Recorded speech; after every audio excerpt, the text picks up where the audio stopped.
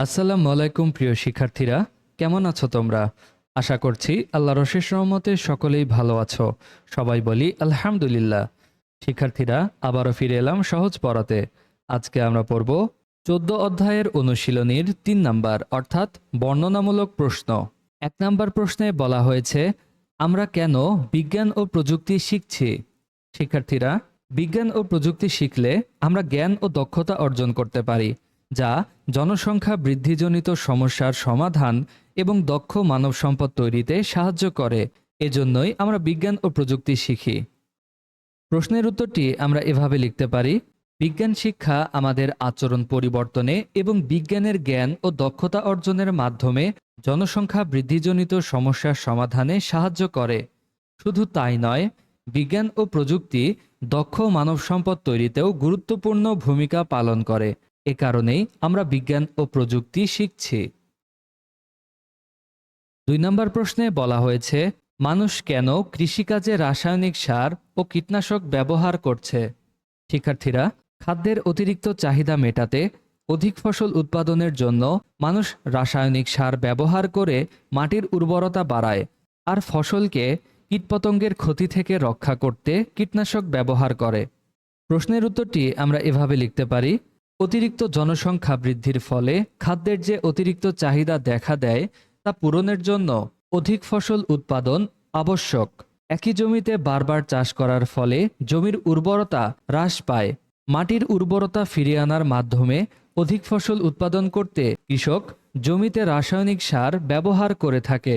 অন্যদিকে কীটপতঙ্গ অনেক সময় ফসলের ক্ষতিসাধন করে বলে ফসলের ফলন কমে যায়।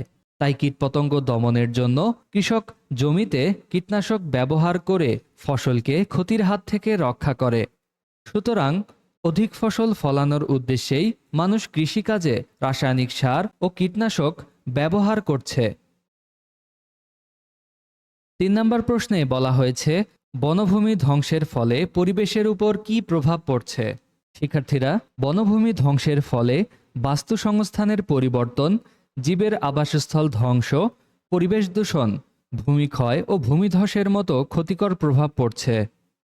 প্রশ্নের উত্তরটি আমরা এভাবে লিখতে পারি: বনভূমি ধ্বংসের ফলে পরিবেশের উপর বিভিন্ন ধরনের প্রভাব পড়ছে, যেমন ১ নাম্বার, বাস্তুসংস্থানের পরিবর্তন হচ্ছে।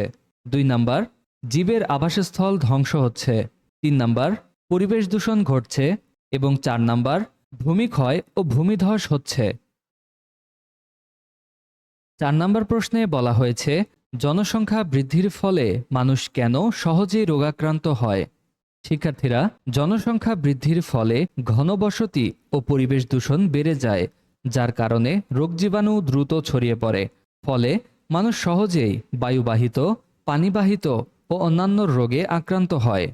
প্রশ্নের উত্তরটি আমরা এভাবে লিখতে পারি: জনসংখ্যা বৃদ্ধির ফলে জনসংখ্যার ঘনত্ব বেশি হয়। অধিক জনসংখ্যার ঘনত্বের কারণে রোগজীবাণু একজন থেকে অন্যজনে দ্রুত ছড়িয়ে পড়ে।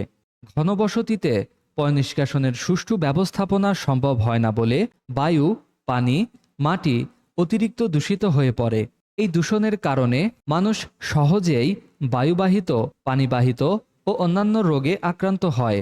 যথাযথ শিক্ষা ও সচেতনতার অভাবে কোনো এলাকায় একবার রোগের সংক্রমণ হলে তা দ্রুত ছড়িয়ে পড়ে এবং সহজেই অনেক মানুষ রোগাক্রান্ত হয়। শিক্ষার্থীরা, আজকের ক্লাস এটুকুই। আশা করছি সকলেই এই অংশটুকু সুন্দরভাবে বুঝতে পেরেছ। ভিডিওটি ভালো লাগলে লাইক, কমেন্ট করে আমাদের পাশে থাকবে। সকলেই ভালো থাকো, সুস্থ থাকো। আল্লাহ হাফেজ।